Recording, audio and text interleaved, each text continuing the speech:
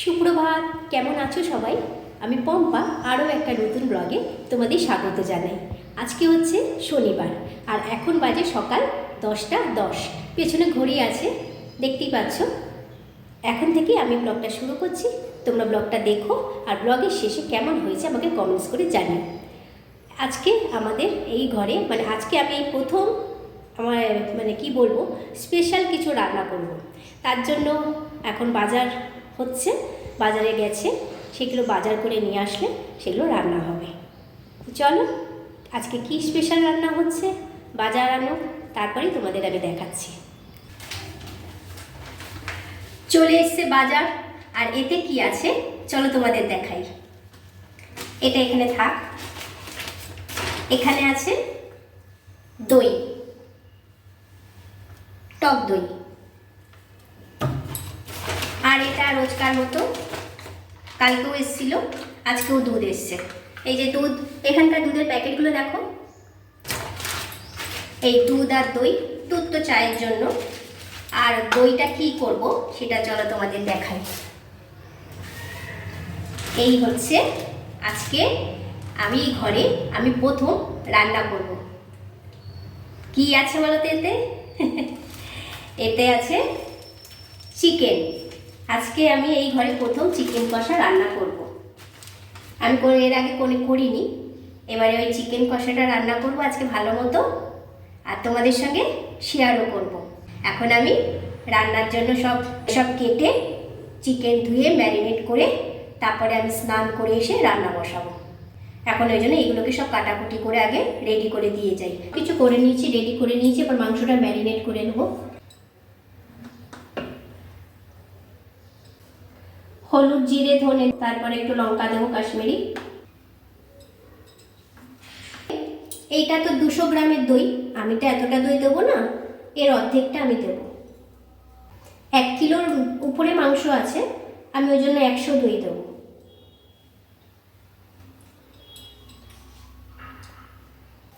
এইটা থাকলো, এটা আমার মেয়ে খাবে। আলু, এই যে আলু, একটা টমেটোও দেবো, আর কাঁচা লঙ্কা, যেহেতু লঙ্কার গুঁড়ো খাই না। আর এখানে এই যে আদা, রসুন আর পেঁয়াজ বেটে রেখেছিলাম। কিছুটা পেঁয়াজ বাটা দিচ্ছি, আর কিছুটা এই যে চপ করেছি এর মধ্যে। মেয়ে গতকালকেও রান্না করছিলাম, বলছিল মা এটা চপিং করো না, আমি একবার দেখি। তা আজকে করেছি। ও রোজ একবার করে বলে আমাকে, আমি এখনো পর্যন্ত করিনি, তবে চপিংটা দেখো ভালোই হয়েছে। এটা যখন ওই রান্না করবো তখনই দেবো। মশলা তো সব দিয়ে দিয়েছি, এইবারে একটু তেল দেবো।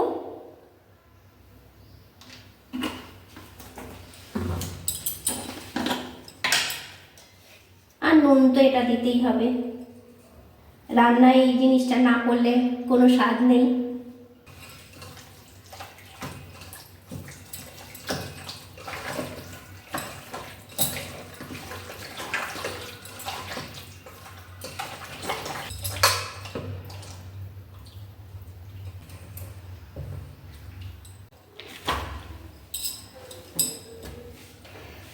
মাংস একদম ম্যারিনেট করে নিলাম, এটা এবারে রেখে দেবো।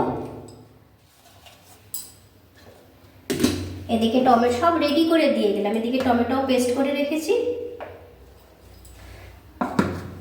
রেডি করে এখানে রাখা থাকলো। এইবারে আমি স্নানটা করে এসে রান্নাটা ঝপ করে বসিয়ে দেবো। ওদিকে ভাতেরও আমার সব রেডি হয়ে আছে, শুধু ওটা তো সুইচ দিয়ে দিলে ভাত এমনি হয়ে যাবে। আর একটা জিনিস তো তোমাদের বলাই হয়নি, আজকে নতুন কড়াইতে রান্না করব। কড়াইটা একদম পুরো স্টিকার তুলে মেজে নিয়েছি রান্না করব বলে। প্রথমে তো আগে আলুটা লাল লাল করে একটু ভেজে নিই, তারপরে ম্যারিনেট করা মাংসটা কষবো। আর মেয়ে এক্ষুনি চলে আসছে, একটু পরেই চলে আসবে, ফোন করেছিল। মাংসের গন্ধে আজকে তাড়াতাড়ি চলে আসছে অফিস থেকে, তাড়াতাড়ি ছুটি নিয়ে চলে আসছে। একসঙ্গেই খাবো আজকে দুপুরবেলা। আর গতকালকের বিরিয়ানিটা ছিল, এত বিরিয়ানি তো খাওয়া যায় না, পুরো এক টিফিন কারে এই বিরিয়ানিটা ঠাসা রয়েছে।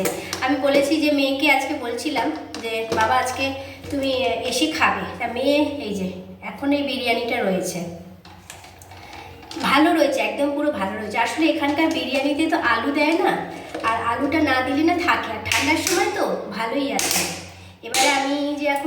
ভাত করব, ভাতের উপরে এটা বসিয়ে দেবো, তাহলে গরম হয়ে যাবে। তো মেয়ে আসছে, খাবে। এবারে রান্নাটা বসাই, তাড়াতাড়ি চলে আসছে। আজকে মা মেয়ে একসঙ্গে বসে জমিয়ে মাংস খাবো। কিন্তু একটাই আমার কাছে আফসোস, আমার আসল মানুষটা নেই, আমার কর্তাবাবু নেই। ও না থাকলে মানে কি বলবো, এই এতক্ষণ ওর সঙ্গে কথা বলছিলাম, ভিডিও কলে কথা বললাম, এই তরকারি কাটতে কাটতে ওর সঙ্গে এতক্ষণ ভিডিও কলে কথা বলছিলাম, সব দেখালাম আর কি, কি কি রান্না করছি, কি কেটেছি, সবই ওকে ভিডিও কলে আমি দেখিয়েছি। তো চলো এখন রান্নাটা শুরু করি। আলু আমার লাল লাল করে ভাজা হয়ে গেছে, এবারে দেবো এই যে চপিং করেছিলাম পেঁয়াজটা।